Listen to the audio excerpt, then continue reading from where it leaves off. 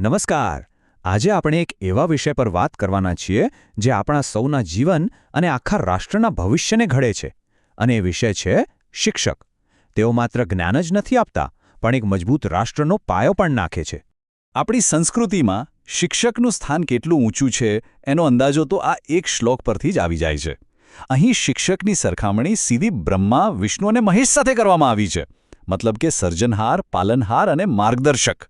આ ખાલી શબ્દો નથી, પણ જ્ઞાનના એ પવિત્ર સ્ત્રોત માટેની આપણી અતૂટ શ્રદ્ધા છે. તો ચાલો આ વાતને જરા ઊંડાણથી સમજીએ. સૌથી પહેલાં તો એ જોઈએ કે આપણી પરંપરામાં ગુરુનો સાચો અર્થ શું છે.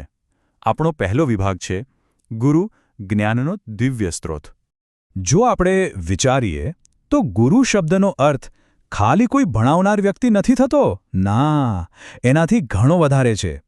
ગુરુ એટલે એવી વ્યક્તિ જે જ્ઞાન, મૂલ્યો અને સંસ્કારનો જીવંત ભંડાર છે, જે આપણા વ્યક્તિત્વને નિખારે છે અને જીવન કેવી રીતે જીવવું એની કળા શીખવે છે. એટલે જ તો આપણી ગુરુ શિષ્ય પરંપરામાં શિક્ષકને જ્ઞાનનો જીવન સ્ત્રોત કહ્યા છે.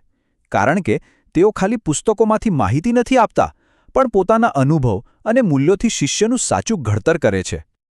તો હવે સવાલ એ થાય કે ગુરુનું આ મહત્વ વિદ્યાર્થીના જીવન પર કેવી રીતે અસર કરે છે. ચાલો આપણા બીજા વિભાગમાં એ જ જોઈએ. વિદ્યાર્થીનો સર્વાંગી વિકાસ. જો શિક્ષકનું માર્ગદર્શન છે ને, એ કોઈ એક પાસા પર કામ નથી કરતું, એ વિદ્યાર્થીનો સર્વાંગી વિકાસ કરે છે.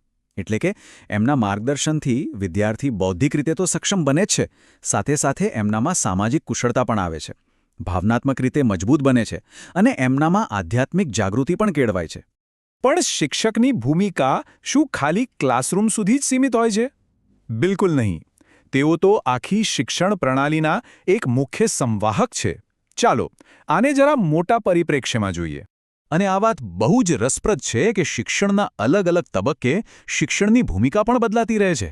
જેમ કે પ્રાથમિક શાળામાં એમનું મુખ્ય ફોકસ શું હોય? બાળકોને બેઝિક અક્ષર જ્ઞાન અને ગણતરી શીખવવી અને એમને ભણવા માટે પ્રોત્સાહિત કરવા. પણ જ્યારે એ જ વિદ્યાર્થી માધ્યમિકમાં આવે છે, ત્યારે શિક્ષકનું કામ બદલાઈ જાય છે.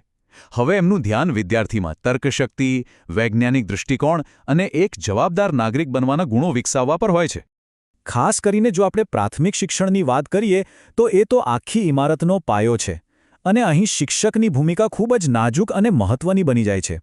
એમને એ જોવાનું હોય છે કે દરેક બાળકને, ભલે એ ગમે તે પરિસ્થિતિમાંથી આવતો હોય, એને સમાન અને સારું શિક્ષણ મળે. એ ખાલી ભણાવતા નથી, પણ બાળકના અધિકારોના રક્ષક પણ બને છે. હવે આ બધી ભૂમિકાઓને જો આપણે જોડીએ તો એક બહુ મોટું ચિત્ર સામે આવે છે. અને એ છે શિક્ષકની રાષ્ટ્ર નિર્માતા તરીકેની ભૂમિકા. કેવી રીતે? ચલો સમજીએ. આ જે પરિવર્તનની વાત છે ને, એ મુખ્યત્વે 3 પગલામાં થાય છે. સૌથી પહેલાં શિક્ષક શું કરે છે? એ વિદ્યાર્થીના મનમાં દેશ માટે પ્રેમ અને સારા મૂલ્યોનું સિંચન કરે છે. પછી બીજું પગલું, એમને આપણા બંધારણના આદર્શો સમજાવે છે. અને છેલ્લે ત્રીજું અને સૌથી અગત્યનું, એમને એવી આવડત શીખવે છે કે તેઓ દેશના વિકાસમાં પોતાનું યોગદાન આપી શકે. અને બસ આ રીતે એક વિદ્યાર્થીમાંથી એક જવાબદાર નાગરિક તૈયાર થાય છે. અને બસ આ જ કારણ છે કે આપણે શિક્ષકને સાચા અર્થમાં રાષ્ટ્ર નિર્માતા કહીએ છીએ. કારણ કે ભવિષ્ય તો આવનારી પેઢી જ બનાવવાની છે અને એ પેઢીનો પાયો શિક્ષક નાખે છે. પણ શું આટલું જ? ના, શિક્ષકની ભૂમિકા શિક્ષણ અને રાષ્ટ્ર નિર્માણથી પણ આગળ જાય છે. તેઓ તો આખા સમાજનો આધારસ્તંભ છે. ચાલો આપણા આખરી વિભાગમાં આ વાતને સમજીએ. તો આખી વાતનો સાર એ છે કે શિક્ષક એ આપણા સાંસ્કૃતિક, સામાજિક અને રાષ્ટ્રીય વિકાસના કેન્દ્રમાં છે. એ જ્ઞાન આપનાર છે, યુવાનોના ગાઈડ છે અને સાચા અર્થમાં ભવિષ્યના આર્કિટેક્ટ છે. તો અંતમાં એક સવાલ સાથે આપણે સૌ વિચારીએ કે ભણાવવા સિવાય સમાજમાં શિક્ષકનું સૌથી મોટું યોગદાન શું હોઈ શકે છે? આ સવાલનો જવાબ કદાચ આપણને તેમના કામના ઊંડાણને સમજવામાં વધુ મદદ કરશે. આભાર.